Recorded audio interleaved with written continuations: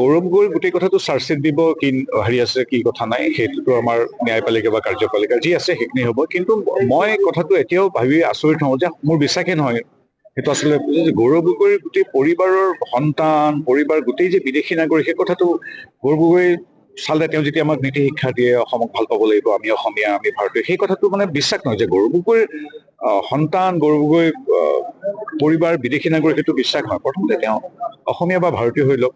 তেওঁক এইটো ক'লে নহ'ব যে বিদেশত এতিয়া আমাৰ অসমৰে শত সহস্ৰ লোকে নাগৰিকত্ব লৈছে তাত চাকৰি কৰিছে 30-40 বছৰ আছে তেওঁলোকৰ লগত তুলনা কৰিলে নহ'ব। কিন্তু তেওঁ আমাক অসমত থাকি অসমৰ ৰাজনীতি কৰে অসমৰ মানুহক অসমীয়া হোৱাৰ নীতি শিক্ষা দিয়ে আৰু তেওঁ গোটেই পৰিয়ালটো কি কৰে বিদেশত বোলে স্বাস্থ্য সেৱা ভাল শিক্ষা সেৱা ভাল সেইকাৰণে বিদেশত আছে। কভিডৰ সময়ত তেওঁ বোলে বহুত অসুবিধা পাইছিল আমিবিলাক ইয়াতে আছো। কিন্তু গতিকে বিশ্বাস নহয় কথাটো যে আৰু তেওঁ সহধৰ্মিনী বা তেখেতৰ কি আছে কি নাই বৈৰী ৰাষ্ট্ৰৰ লগত কিমান দূৰ সম্পৰ্ক সঁচাকে তেওঁ গৈছে নেকি সঁচাকে তেওঁ পৰিবাৰ গৈছে নেকি এই কথাবিলাক চাৰ্জশ্বিটত ওলাব। কিন্তু এতিয়া গৌৰৱ গগৈৰ কথা আচলতে আমিহে প্ৰাসংগিক কৰি তুলিছো। এতিয়া মই অলপ পিছতে যোৰহাটলৈ যাম। তেওঁ নিজৰ সমষ্টিলৈ বা নিজৰ ৰাজ্যখনলৈ মাহেকত এবাৰ দুবাৰ আহে পাকিস্তান ইংলেণ্ড আমেৰিকা ইত্যাদিত ব্যস্ত ডাঙৰ ডাঙৰ কথাত। এতিয়া অলপ পিছতে মই লহপহীয়া তিলিকিয়াম বা আমাৰ কাছৰগাঁৱলৈ যাম।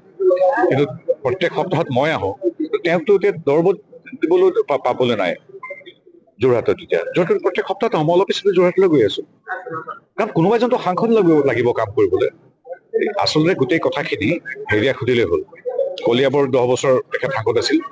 কাৰণ মই এটা কথা কওঁ যে ফেচবুক ইনষ্টাগ্ৰাম টিভিত বা এনেকে কথা কওঁতে ইংৰাজী হিন্দী অসমীয়াত উদাত্ত ভাষণ দিয়া এইবিলাক শুনিবলৈ ভাল কিন্তু কথাৰে নোখোৱাই নহয় কামেৰে খুৱাব মানুহখিনিৰ কাষত থিয় হ'ব লাগিব। গতিকে সেইকাৰণে স্থানীয় সাংসদজন যেতিয়া নাযায় যোৰহাটলৈ সেই সুবিধাটো মই গ্ৰহণ কৰিছো। দিনে নিশাই মই এতিয়া আজি কাইলৈ পৰহিলৈ মই যোৰহাটত থাকিম। মানুহক লেকচাৰে নোখোৱাই মানুহক কামে খুৱাই। মোক এতিয়া কংগ্ৰেছৰ মানুহখিনি বেয়া পাব পাৰে কথাখিনি।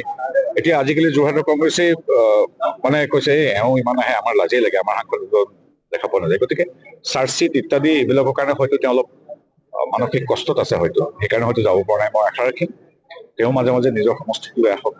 কিমান আৰু যোৰহাটে অন্যায় হোৱাটো আপুনি নহয় তাৰমানে মুখ্যমন্ত্ৰী মহোদয়ে কৈছে যে সাংসদবিহীন হিচাপেতো এটা লোকসভা চলিব নোৱাৰে।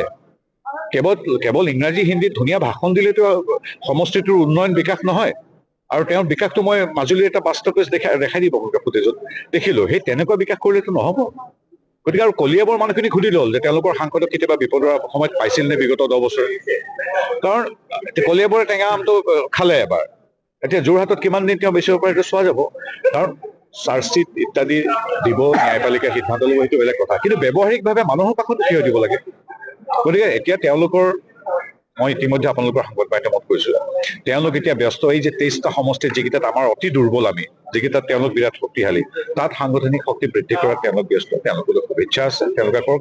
বাকী খিলঞ্জীয়া হিন্দু মুছলিম খ্ৰীষ্টান জৈন বুদ্ধিষ্ট জাতি জনগোষ্ঠী নিৰ্বিশেষে য'ত অসমীয়া মানুহখিনি আছে য'ত মিয়া নাই সেইখিনিত কিন্তু ৰাইজৰ আশীৰ্বাদ আমি পাওঁ। যোৰহাটবাসী ৰাইজে অনুতপ্ত নেকি যে ৰাইজৰ কথা মই ক'ব নোৱাৰো। ৰাইজৰ সিদ্ধান্ত ৰাইজৰ চিন্তা বিষয়ে মই টিপ্পনী দিয়াটো অনুচিত। ৰাইজেহে আমাক আশীৰ্বাদ দিয়ে। গতিকে ৰাইজৰ মনস্তত্বটো আপোনালোকে গম পাব। আমি ৰাইজৰ